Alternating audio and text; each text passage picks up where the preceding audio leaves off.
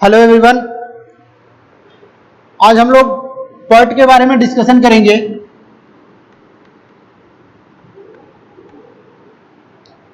इसके पहले पिछले लेक्चर में हमने नेटवर्क के बारे में डिस्कशन किया था कि अगर कोई हमारा पास प्रोजेक्ट है तो उस प्रोजेक्ट का अगर हमें नेटवर्क डायग्राम प्रिपेयर करना हो एक्टिविटी और इवेंट्स के बीच में, तो हम कैसे उस नेटवर्क को प्रिपेयर करते हैं, इसके बारे में हमने अपने पिछले लेक्चर में डिस्कशन किया था।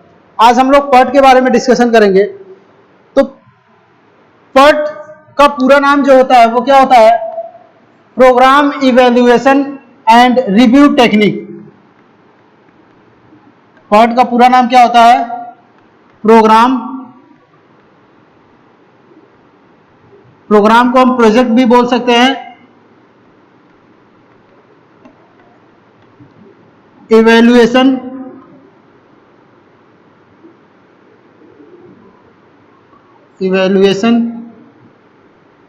एंड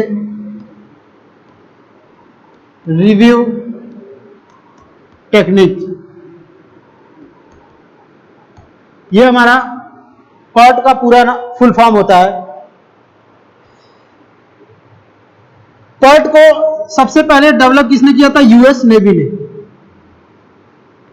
यूएस नेवी ने 1950 के अराउंड में PERT का डेवलपमेंट किया। जो PERT होता है उसका यूज हम कहां करते हैं? जो हमारा रिसर्च एंड डेवलपमेंट से रिलेटेड जो प्रोजेक्ट होते हैं उसके लिए हम PERT मेथड का यूज करते हैं। रिसर्च एंड डेवलपमेंट के लिए क्यों करते हैं? क्योंकि PERT का यूज हम ऐसे प्रोजेक्ट के लिए करते हैं जिस प्रोजेक्ट के कंप्लीट होने के समय के बारे में कोई भी अनुमान न लगाया जा सके कि हमारा प्रोजेक्ट कब कंप्लीट होगा। तो ऐसे प्रोजेक्ट के लिए हम PERT का यूज करते हैं। ऐसे प्रोजेक्ट के लिए हम क्या करते हैं? PERT मेथड का यूज करते हैं।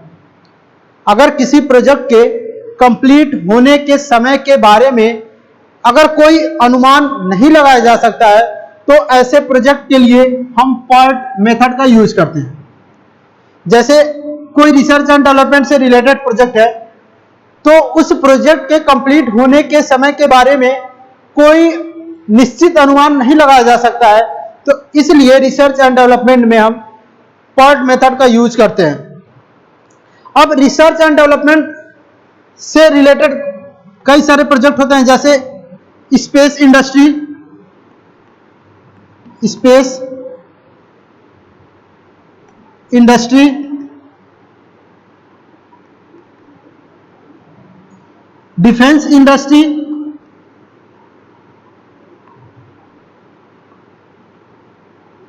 तो इससे related space industry, defence industry से रिलेटेड जो प्रोजेक्ट होता है उसके कंप्लीट होने के समय के बारे में कोई अनुमान नहीं लगाया जा सकता है, तो इसलिए ऐसे प्रोजेक्ट में हम PERT मेथड का यूज करते हैं। क्योंकि अगर हम कोई रिसर्च से रिलेटेड वर्क करते हैं तो उसके कंप्लीट होने में टाइम क्या होता है? बहुत ज्यादा भी लग सकता है, कम भी लग सकता है, तो उसका कोई निश्चित अनुमान हम नहीं लगा सकते हैं। इसलिए उसमें हम क्या करते हैं? PERT मेथड का यूज करते हैं। अब जो PERT होता है इसके लिए जो हम एस्टिमेशन करते हैं टाइम का, उसको एस्टिमेट करने का दो तरीका होता है। एक होता है डिटरमिनिस्टिक अप्रोच और एक होता है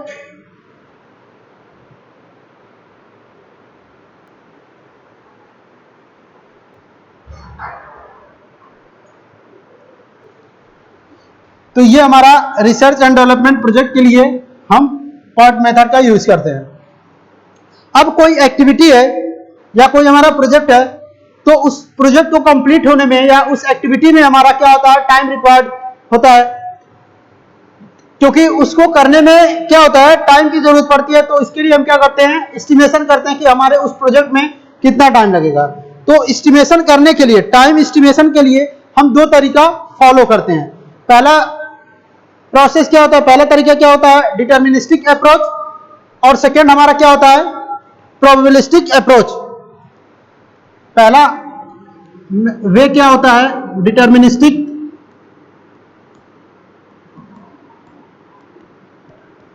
अप्रोच,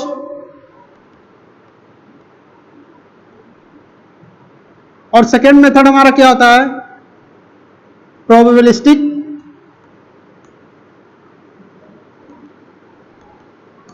अप्रोच। तो ये दो वे होते हैं जिससे हम टाइम का एस्टिमेशन करते हैं। डिटर्मिनिस्टिक अप्रोच में क्या होता है कि जो प्लानर होता है उसके पास सफिशिएंट नॉलेज होता है टाइम के एस्टिमेशन करने के लिए। टाइम का एस्टिमेशन करने के लिए उस प्लानर के पास सफिशिएंट नॉलेज होता है, तो उसके द्वारा जो प्लानर होगा उसके द्वारा जो भी एस्टिमेट किया जाता है टाइम का, वो क्या होता है, एक्यूरेटली होता है या एक्यूरेट होता है। तो उसमें जो प्लानर के द्वारा टाइम का एस्टिमेशन किया जाएगा उसके एक्सपीरियंस के बेसिस पे वो क्या होता है, एक्यूरेट होता है। और प्रोबेबिलिस्टिक अप्रोच में क्या होता है, जो एस्टिमेशन किया जाता है प्लानर के द्वारा उसमें टाइम का एस्टिमेशन एक्यूरेट नहीं होता है,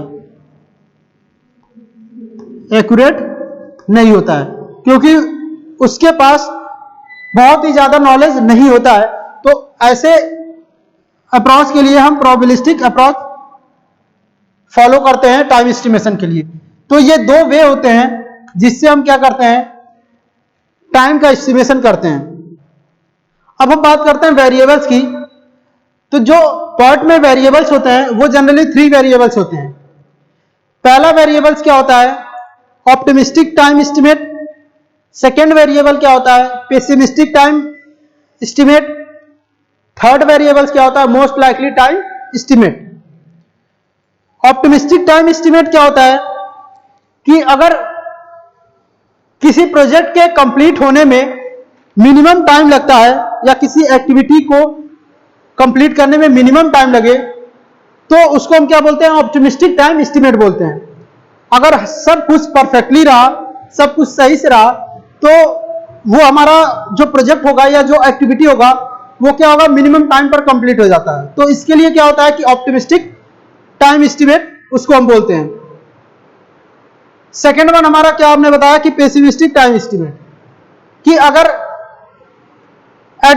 एबनॉर्मल कंडीशन आ जाए या कोई जो प्रोजेक्ट है वो रॉन्ग वे में चला जाए तो प्रोजेक्ट को कंप्लीट होने में मैक्सिमम टाइम लगता है, तो उसको हम क्या बोलते हैं, पेसिमिस्टिक टाइम एस्टिमेट बोलते हैं।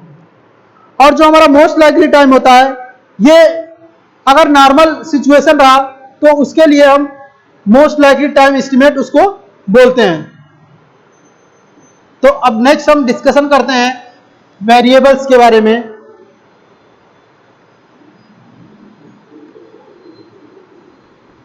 वेरिएबल्स, तो पार्ट के कितने वेरिएबल्स होते हैं, 3 वेरिएबल्स होते हैं।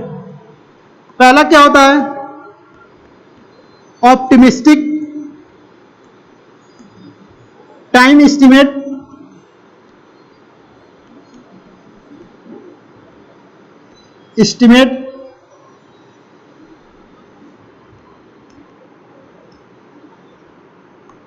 इसको टी नॉट से इंडिकेट करते हैं, T not.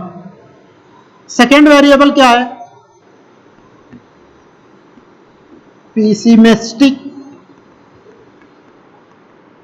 Time estimate.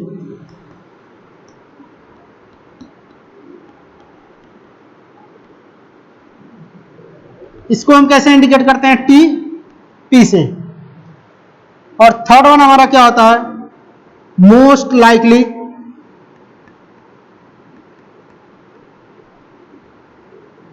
Time estimate.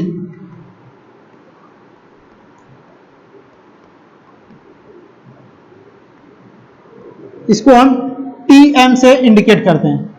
तो ये 3 वेरिएबल्स होते हैं पार्ट के। ऑप्टिमिस्टिक टाइम एस्टिमेट क्या होता है, अभी हमने बताया कि किसी अगर हमारा प्रोजेक्ट सही वे में जाए और कोई प्रॉब्लम ना हो उस प्रोजेक्ट में, तो बिना प्रॉब्लम के, विदाउट प्रॉब्लम के अगर उस प्रोजेक्ट को हम कंप्लीट करते हैं तो उस कंडीशन में हमारा क्या होता है कि मिनिमम टाइम लगता है उस प्रोजेक्ट को कंप्लीट होने में। तो वो हमारा क्या कहलाता है, ऑप्टिमिस्टिक टाइम एस्टिमेट होता है कि उस प्रोजेक्ट को कंप्लीट करने में या होने में या उस एक्टिविटी को कंप्लीट होने में मिनिमम टाइम लगे, अगर सारा चीज सही वे में चले और उसमें कोई प्रॉब्लम हो, विदाउट एनी प्रॉब्लम, तो उसमें जो टाइम लगेगा, मिनिमम टाइम लगेगा, उसको हम क्या बोलते हैं? ऑप्टिमिस्टिक टाइम एस्टिमेट बोलते हैं। सेकेंड वन क्या होता है? Pessimistic time estimate. Pessimistic time estimate कि अगर एबनॉर्मल कंडीशन आ जाए या जो हमारा प्रोजेक्ट है वो रॉन्ग वे में या रॉन्ग तरीके से अगर हो, तो उसमें जो टाइम लगेगा उस प्रोजेक्ट को कंप्लीट होने में, वो टाइम क्या होगा? बहुत ज्यादा लगता है, तो उसको हम क्या बोलते हैं? पेसिमिस्टिक टाइम एस्टिमेट बोलते हैं। और थर्ड वन हमारा क्या होता है? Most likely time estimate.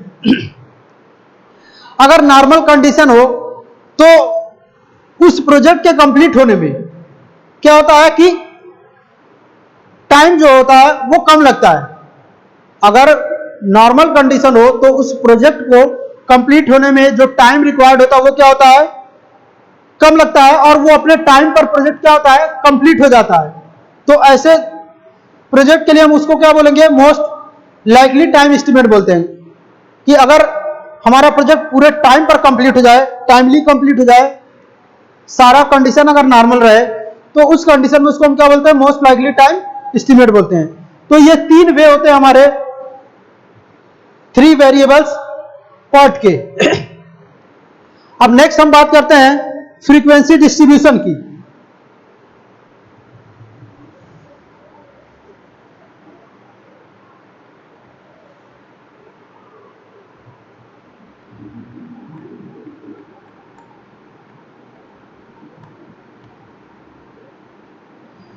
Frequency distribution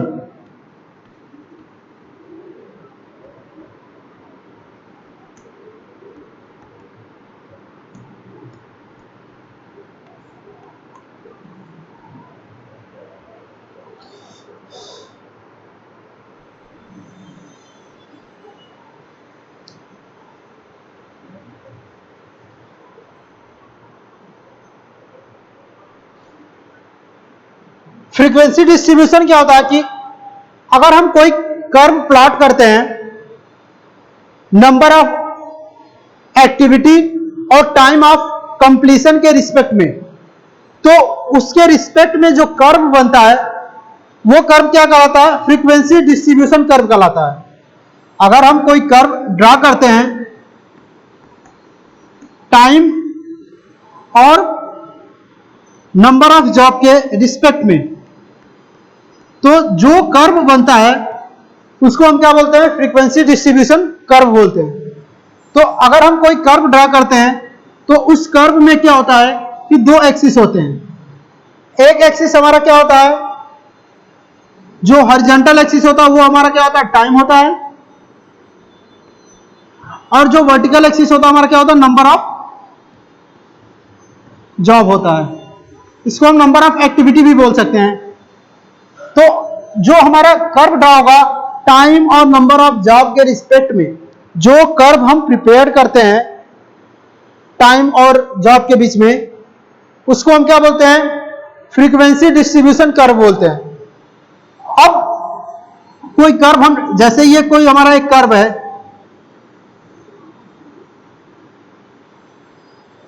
अभी हमने बताया 3 वेरिएबल्स PERT के, optimistic time estimate, pessimistic time estimate और मोस्ट लाइकली टाइम एस्टिमेट। तो ऑप्टिमिस्टिक टाइम क्या होता है कि किसी प्रोजेक्ट को कंप्लीट होने में मिनिमम टाइम लगे तो वो हमारा ऑप्टिमिस्टिक टाइम होता है, और किसी प्रोजेक्ट के कंप्लीट होने में अगर मैक्सिमम टाइम लगे तो हमारा क्या होता है? वो पेसिमिस्टिक टाइम होता है। और जो हमारा नॉर्मल कंडीशन में कोई प्रोजेक्ट टाइम पर कंप्लीट हो जाए तो वो हमारा क्या होता है? मोस्ट लाइकली टाइम एस्टिमेट होता है। तो ये अगर हम कर्व ड्रा करते हैं नंबर ऑफ जॉब और एक्टिविटी टाइम के रिस्पेक्ट में बीच में, तो इस कर्व को हम क्या बोलते हैं? फ्रीक्वेंसी डिस्ट्रीब्यूशन कर्व बोलते हैं। तो अभी हमने बताया कि मिनिमम टाइम, तो ये हमारा मिनिमम, अगर हम यहां से टाइम स्टार्ट करते हैं 0 से, यहां से अगर हम हॉरिजॉन्टल डायरेक्शन में, फॉरवर्ड डायरेक्शन में बढ़ते हैं तो यहां हमारा मिनिमम टाइम लगेगा। तो इसको हम क्या बोलते हैं? T0। ये हमारा क्या होता है? Optimistic time estimate. जब टाइम बढ़ेगा, जब मैक्सिमम टाइम लगता है किसी प्रोजेक्ट को कंप्लीट होने में, तो उसको हम क्या बोलते हैं? TP। टीपी हमारा क्या होता है, पेसिमिस्टिक टाइम एस्टिमेट होता है। और नॉर्मल कंडीशन में अगर हमारा प्रोजेक्ट टाइम पर कंप्लीट हो जाता है तो उसको हम क्या बोलते हैं, TM, most likely time estimate. अब इस कर्व में क्या है कि यहां अगर कोई प्रोजेक्ट हम स्टार्ट करते हैं तो अगर टाइम कम लग रहा है तो वो हमारा क्या लगेगा, ऑप्टिमिस्टिक टाइम एस्टिमेट। टाइम जैसे जैसे बढ़ेगा, मैक्सिमम टाइम लगेगा, तो हम क्या बोलेंगे उसको, पेसिमिस्टिक टाइम एस्टिमेट। और इन दोनों के बीच में जो पॉइंट्स आएगा उसको हम क्या बोलते हैं, मोस्ट लाइकली टाइम एस्टिमेट। अगर इसको हम पॉइंट से इंडिकेट करें तो ये हमारा पॉइंट ए हो जाएगा, ये हमारा पॉइंट बी हो जाएगा और ये हमारा पॉइंट सी हो जाएगा।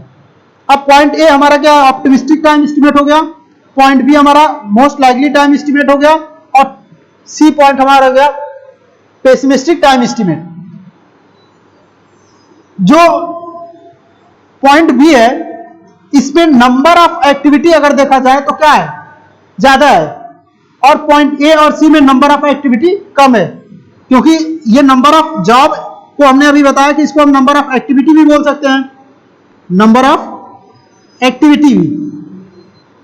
तो जैसे जैसे हम अपवर्ड डायरेक्शन में बढ़ेंगे हमारी एक्टिविटी बढ़ती जाएगी। तो मोस्ट लाइकली टाइम एस्टिमेट में नंबर ऑफ एक्टिविटी क्या होता है, ज्यादा होता है। और जो हमारा ऑप्टिमिस्टिक टाइम एस्टिमेट होता है और पेसिमिस्टिक टाइम एस्टिमेट, इसमें नंबर ऑफ एक्टिविटी मिनिमम होती है बट टाइम कम और ज्यादा की बात होती है। तो ऑप्टिमिस्टिक टाइम एस्टिमेट में मिनिमम टाइम लगता है प्रोजेक्ट के कंप्लीट होने में, अगर हमारा किसी प्रॉब्लम से प्रोजेक्ट डिले ना हो तो। और किसी प्रॉब्लम से अगर प्रोजेक्ट डिले होता है तो उसको हम क्या बोलते हैं, पेसिमिस्टिक टाइम एस्टिमेट बोलते हैं। तो इस कर्व को हम क्या बोलते हैं, फ्रीक्वेंसी डिस्ट्रीब्यूशन कर्व भी बोलते हैं। इस कर्व को हम क्या बोलते हैं, frequency distribution curve, frequency distribution curve. ये हमारा होता है फ्रीक्वेंसी डिस्ट्रीब्यूशन कर्व। अब अगर हम इसके कैरेक्टरिस्टिक्स की बात करें तो जो डिस्ट्रीब्यूशन होता है उसके कैरेक्टरिस्टिक्स की बात करें तो इसके जो कैरेक्टरिस्टिक्स होते हैं वो क्या क्या होते हैं, मीन टाइम होता है, डेविएशन होता है, वेरिएंस होता है, स्टैंडर्ड डेविएशन होता है। ये इसके कैरेक्टरिस्टिक्स हैं डिस्ट्रीब्यूशन के। इसको आप लोग नोट कर लीजिए, फिर हम नेक्स्ट डिस्कशन करेंगे इसके कैरेक्टरिस्टिक्स के बारे में।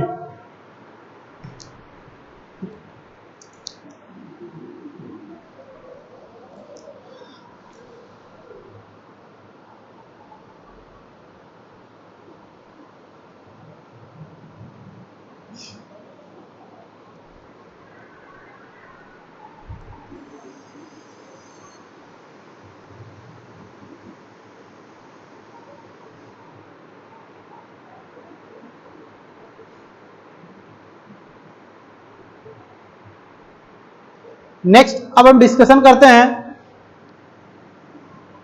मीन, वेरिएंस या mean time, standard deviation, variance और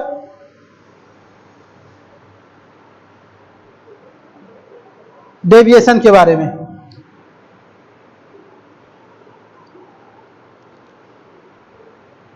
मीन, वेरिएंस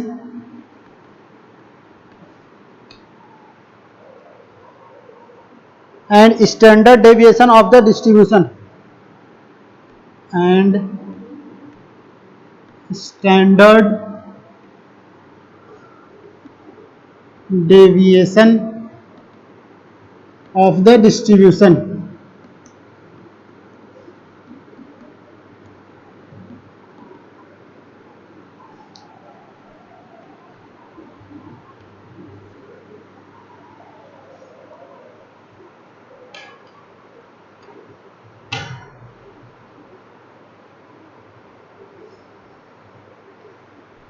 तो इसमें सबसे पहले हम बात करते हैं मीन टाइम का।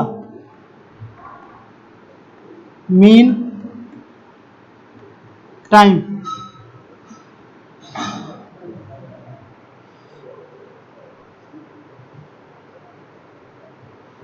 मीन टाइम कैसे हम कैलकुलेट करते हैं, अगर हमारे पास कोई वेरिएबल्स है तो उसका अगर हम अलजेब्रिक सम कैलकुलेट करते हैं तो उससे जो भी हमें वैल्यू मिलेगा वो हमारा क्या होगा, जैसे हम अगर कोई एवरेज निकालते हैं, सपोज दैट हम 1 से लेकर के 10 नंबर तक का हम एवरेज निकालें तो हम क्या करते हैं, 1 से लेकर के 10 नंबर तक जो नंबर्स होंगे उनको ऐड करके जितने नंबर्स होते हैं उससे डिवाइड करके उसका एवरेज हम कैलकुलेट कर लेते हैं। तो इसको भी हम क्या बोलते हैं, जो मीन टाइम होता है इसको हम एवरेज टाइम भी बोलते हैं। इसको हम क्या बोलते हैं, एवरेज टाइम। तो जैसे हम एवरेज कैलकुलेट करते हैं उसी तरीके से हम क्या करते हैं, मीन टाइम भी कैलकुलेट करते हैं। तो इसको अगर हम डिफाइन करना चाहें तो क्या बोल सकते हैं कि it is defined as algebraic sum of time frequency taken by the various activities या various job divided by the number of job. अगर हमारे पास वेरियस एक्टिविटी है या वेरियस जॉब है तो उसको जब हम उसका एल्जेब्रिक सम करेंगे और डिवाइडेड बाय जो नंबर ऑफ जॉब रहेगा उससे अगर हम डिवाइड कर दें तो उससे जो वैल्यू मिलेगा वो वैल्यू हमारा क्या कहलाता है, मीन टाइम कहलाता है। इसको हम क्या बोलते हैं, एवरेज टाइम भी बोलते हैं।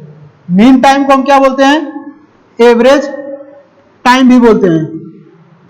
तो इसके लिए हम क्या करते हैं कि जो हमारे पास नंबर ऑफ एक्टिविटीज होगी उसको ऐड करने के बाद जितने नंबर्स ऑफ एक्टिविटी है उससे अगर हम डिवाइड कर देंगे तो जो वैल्यू मिलेगी वो हमारा क्या कहलाता है, मीन टाइम या एवरेज टाइम कहलाता है। तो इस एवरेज या मीन टाइम कैलकुलेट करने के लिए हम फार्मूला क्या यूज करते हैं, x equals to x1 plus x2 plus x3 plus dot dot dot xn तक डिवाइडेड बाई n, यानी कि जितने नंबर्स होते हैं उससे डिवाइड कर देंगे तो जो वैल्यू मिलेगा वो हमारा क्या कहलाता है, एवरेज टाइम या मीन टाइम कहलाएगा। तो इसको अगर हम शॉर्ट फॉर्म में लिखेंगे क्या लिख सकते हैं, x equal to summation of x divided by n, ये हमारा मीन टाइम या एवरेज टाइम का फॉर्मूला होता है। तो इस फॉर्मूले का यूज करके मीन टाइम या एवरेज टाइम हम कैलकुलेट कर सकते हैं। अब नेक्स्ट हम बात करते हैं डेविएशन की।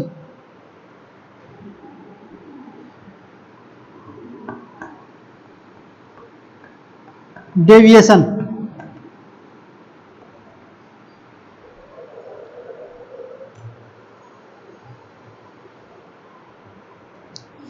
डेविएशन क्या होता है कि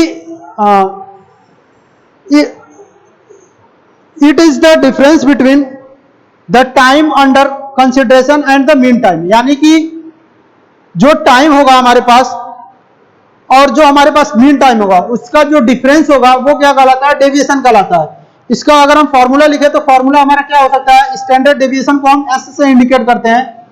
तो एस इक्वल्स टू हम लिख सकते हैं एक्स माइनस एक्स बार, एक्स माइनस एक्स बार।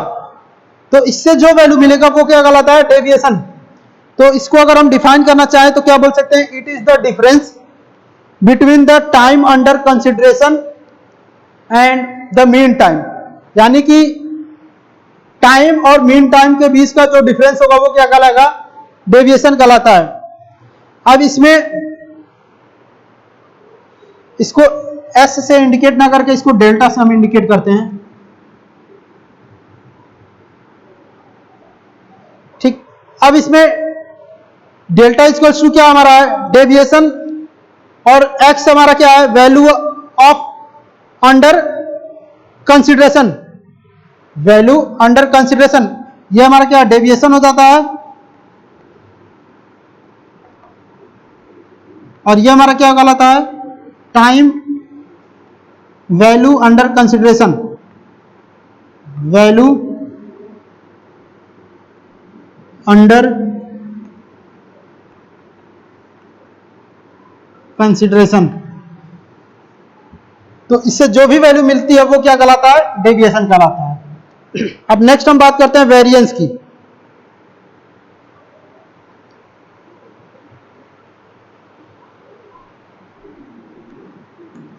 तीसरा पॉइंट क्या है, variance.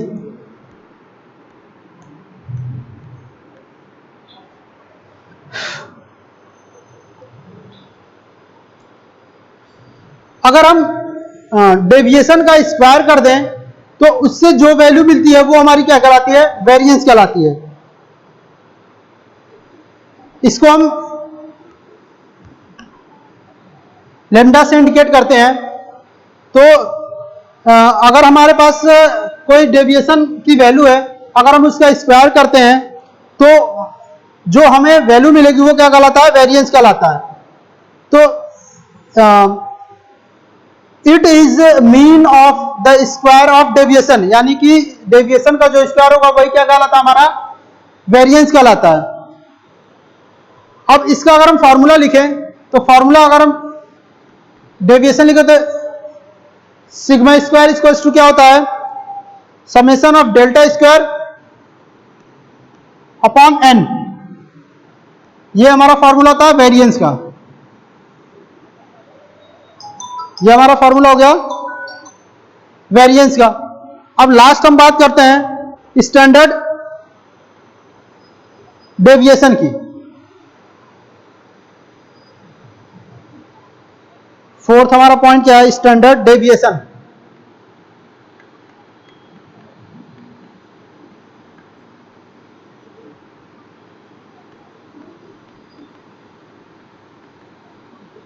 Standard deviation, standard deviation क्या होता है कि it is the square root of variance, यानी कि वेरिएंस का जो स्क्वायर रूट होता है वही क्या कहलाता है, स्टैंडर्ड डेविएशन कहलाता है। यानी कि lambda equals to lambda square, तो ये स्क्वायर रूट किसका हो गया है, वेरिएंस का। तो वेरिएंस का जो स्क्वायर होता है वो क्या कहलाता है, हमारा स्टैंडर्ड डेविएशन कहलाता है। तो ये हमारे चार कैरेक्टरिस्टिक्स होते हैं डिस्ट्रीब्यूशन के। मीन टाइम या एवरेज टाइम, उसको हम कैसे कैलकुलेट करते हैं इसका हमने फार्मूला बताया। डेविएशन कैसे कैलकुलेट करते हैं इसका हमने फार्मूला बताया। वेरिएंस क्या होता है इसका फार्मूला बताया, और स्टैंडर्ड डेविएशन क्या होता है इसका हमने फार्मूला बताया। तो ये चार कैरेक्टरिस्टिक्स होते हैं डिस्ट्रीब्यूशन के। अब इसके बारे में नेक्स्ट हम अपने लेक्चर में डिस्कशन करेंगे, इससे रिलेटेड कुछ न्यूमेरिकल्स के बारे में या एक्सपेक्ट टाइम के बारे में कि एक्सपेक्ट टाइम क्या होता है। अब इसमें थोड़ा हम ओवरव्यू दे देते हैं कि सीपीएम और पर्ट में क्या डिफरेंस होता है। अभी हम केवल पर्ट के बारे में डिस्कशन कर रहे हैं, बट अगर हम इसमें सीपीएम की बात करें तो सीपीएम और पर्ट में क्या डिफरेंस होता है उसके बारे में हम डिस्कशन कर ले रहे हैं थोड़ा।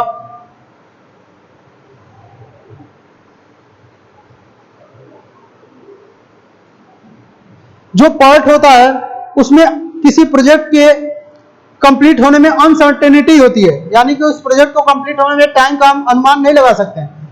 ये इवेंट ओरिएंट प्रोग्राम होता है। जो हमारा पर्ट होता है वो क्या होता है, इवेंट ओरिएंट प्रोग्राम होता है। अगर हम इसमें सीपीएम और पर्ट के बारे में बात करें तो सीपीएम का पूरा नाम क्या होता है, पर्ट का पूरा नाम क्या होता है, program evaluation and review technique, और पर्ट का पूरा नाम क्या होता है, क्रिटिकल पाथ मेथड। इसको 1950 में डेवलप किया गया था पर्ट को, सीपीएम को 1957 में डेवलप किया गया था। ठीक,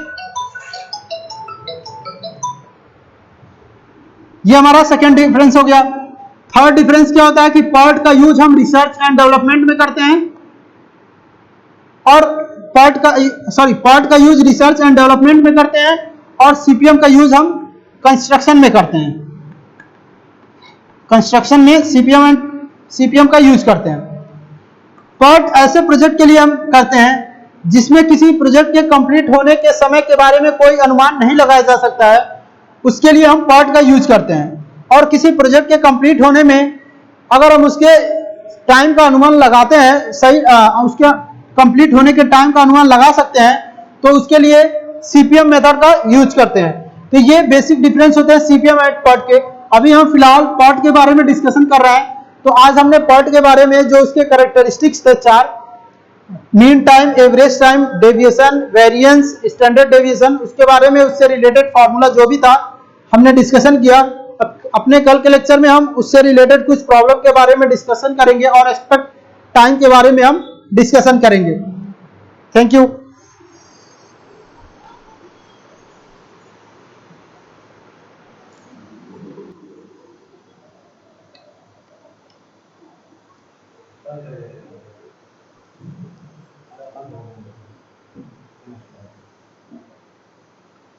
अब